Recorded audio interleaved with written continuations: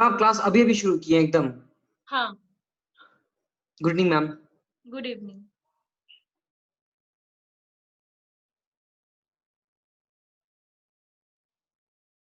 जिसके पास फॉर्मेट लिखा हुआ नहीं है, लिख लो।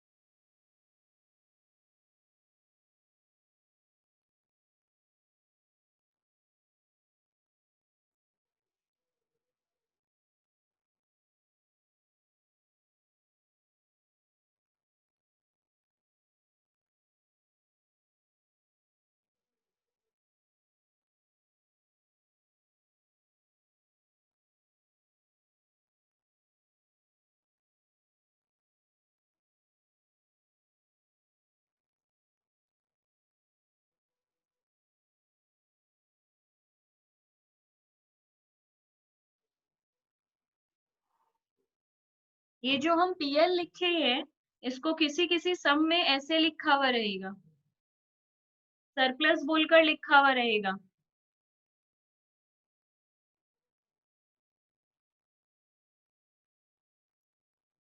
मैम वो कुछ दिखाई नहीं दे रहा, पूरा मतलब सब पूरा अजीब हो गया है। तो इसका दूसरा नाम रहता है surplus, that is balance sheet, balance in statement of profit and loss. इस तरह भी ये रहता है। ओके, इसके बाद है हम लोग का third, long term borrowings.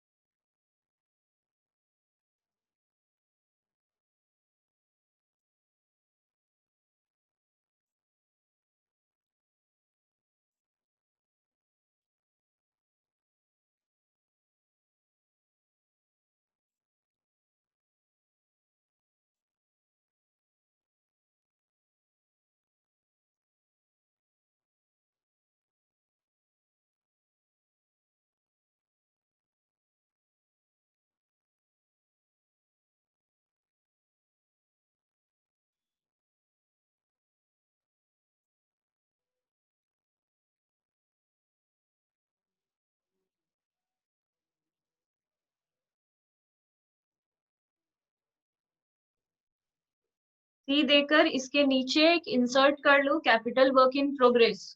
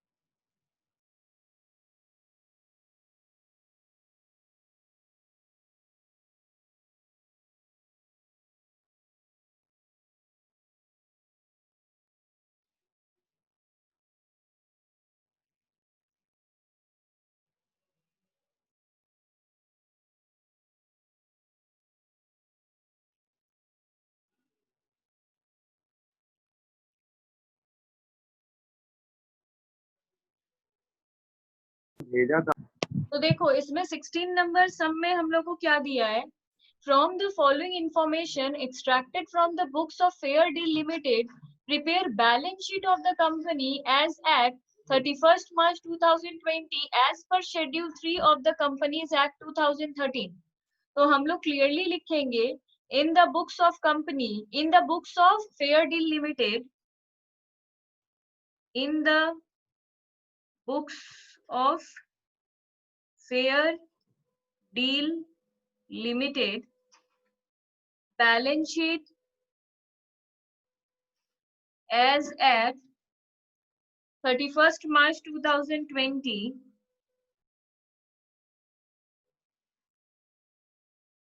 particulars, note number और अमाउंट। ठीक है, तो अब इसमें आराम से पहले ना सम को ले लो, सम को लेकर इसमें सब में ब्रैकेट में लिख, अगर बुक होगा हमारे पास, मतलब पेपर होगा हमारे पास, तो उसमें हम लोग इसमें लिख लेंगे कौन सा किस हेड में जाएगा। जैसे लॉन्ग टर्म बोरोइंग्स खुद में ही एक हेड है, ट्रेड पेबल्स है पर ये करंट लाइबिलिटी में जाएगा। Share capital, reserves and surplus fixed assets है पर टेंजिबल है। इन्वेंट्रीज है करंट एसेट में जाएगा, ट्रेड रिसीवेबल्स है करंट एसेट में जाएगा, कैश एंड कैश इक्विवेलेंट है करंट एसेट में जाएगा। तो हम लोग का ये क्लियर है कि हम लोग सम में क्या क्या है, एक बार इतना स्ट्रांगली पढ़ना है कि ये दिमाग में आ जाए, और ये तभी दिमाग में आएगा अगर हमको फॉर्मेट अच्छे से याद है, नहीं तो ये चैप्टर का सम नहीं बनेगा। फॉर्मेट याद नहीं है, जो हम 5 पेज लिखवाएं वो 5 पेजेस अगर दिमाग के अंदर नहीं है तो ये चैप्टर कभी नहीं होगा, हम क्लियर बोल रहे हैं। तो इसमें हम लोग वैसे ही स्टार्ट करेंगे जैसे फॉर्मेट में था, इक्विटी एंड लाइबिलिटीज, ये सब तो हर सम में लिखना ही है, equity and liabilities.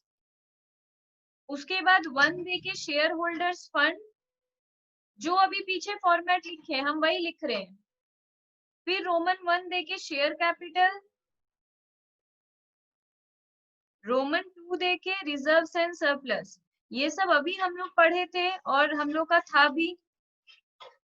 Share capital दिया हुआ ही है 800, तो इसके लिए कोई नोट बनाने का जरूरत नहीं है, यहाँ लिख दो ये थाउजेंड्स में है, ये मेंशन कर देना होगा अगर सम में भी है, नहीं तो 3-3 जीरो लगाओ, हम नहीं लगा रहे हैं तो ऊपर मेंशन कर दिए। रिजर्व्स एंड सरप्लस भी बहुत नॉर्मली 180 दिया हुआ है, इसमें कुछ करना ही नहीं है। फिर हम लोग का 2 नंबर में क्या है, non current liabilities,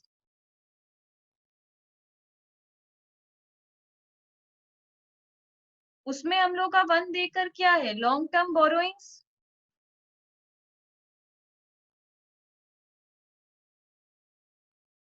long term borrowings में हम लोग का क्लियरली 1000 दिया हुआ है। ठीक है, उसके बाद 3 नंबर करंट लाइबिलिटीज, ये फॉर्मेट याद है तो लगेगा कहीं से देख कर लिख रहे हैं, इतना स्मूथ जाएगा सम। करंट लाइबिलिटी के अंदर क्या है, ट्रेड पेबल्स कितना है 60, और बेसिकली इस साइड तो चारों आइटम खत्म हो गया, उस साइड तो चारों एसेट है, तो और हमारा लाइबिलिटी नहीं है, यहाँ लिखकर इसको टोटल कर देंगे। अभी फिर आ जाओ 2 में, 2 में क्या है, एसेट्स, फिर 1 देके है नॉन करंट एसेट्स, फिर रोमन 1 देके है फिक्स्ड एसेट्स। इसमें हम लोग को पता भी है कि वो टेंजिबल है, तो लिख देंगे टेंजिबल एसेट्स, टेंजिबल एसेट्स है 1600। उसके बाद है तीनों ही देखो करंट एसेट है, तो यहाँ हम लोग लिखेंगे नंबर 2 करंट एसेट्स, इसमें हम लोग का है ट्रेड रिसीवेबल्स, इन्वेंट्रीज, तो ट्रेड रिसीवेबल्स हम लोग का कितना है 160, इन्वेंट्रीज कितना है 40, फिर है कैश एंड कैश इक्विवेलेंट 240,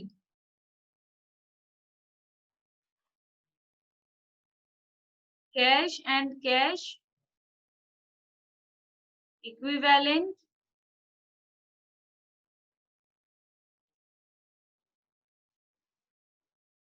240। अब इसको भी टोटल कर देंगे, तो दोनों साइड देखो सेम टोटल आ रहा है या नहीं।